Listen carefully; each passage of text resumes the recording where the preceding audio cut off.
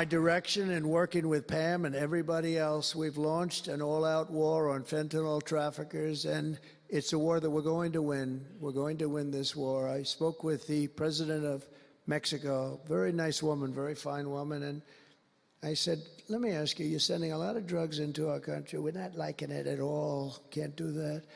But I said, is Mexico, does it have much of a drug? She said, no, we're not a consuming nation. I thought it was an interesting term. And I said, why? And which I've heard also, by the way, they're not a consuming nation. They distribute, but they don't consume.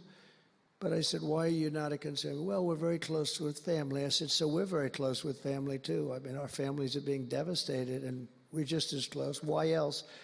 She said, well, we spend a lot of money on advertising saying how bad drugs are. They're very rough ads. They show the skin falling off and the teeth falling out and going blind and losing hair and everything that these things do. You look like you just came out of a horrible concentration camp. And she said it was, they're rough ads. And it's not often that I feel I've learned something from a phone call, because I've had a lot of phone calls over my life. But I realized right then and there what a great idea that is. And we have hired, Susie, a great person who did a lot of our campaign work, and we've come up with an advertising campaign that's, I think, really incredible. More than anything else, it's terrible to watch. Terrible to watch. It's the only way it's going to work.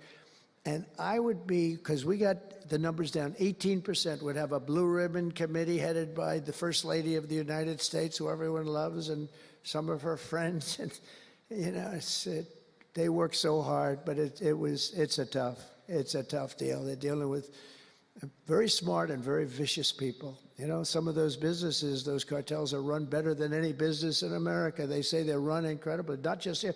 They all over the world. They're run like a major business, but in many cases better. And I said, we got it 18% down. Well, 18% is incredible. It's like a record. But when you think of it, it's not very much. And the way you get it down, if you want to get it down to close to 100%, is with the death penalty. But I think maybe America is not ready for that. China has the death penalty. Singapore has the death penalty. Various places have the death penalty. Wherever you have the death penalty, you don't have drugs. But I just don't know if this country is ready for it. So I tell people, and it's always an option, but I don't know. I just don't know if you're ready for it, and that's okay. It's nothing you can do. But what we're going to do is we're doing this campaign, and I think we can get it down 50% with this campaign, because when people see all the horrible things that these drugs do to you, we're especially focused on fentanyl. When they see all of the horrible things that happen when you take drugs, how you look, you lose your look. Everyone's vain. They don't want to lose their look.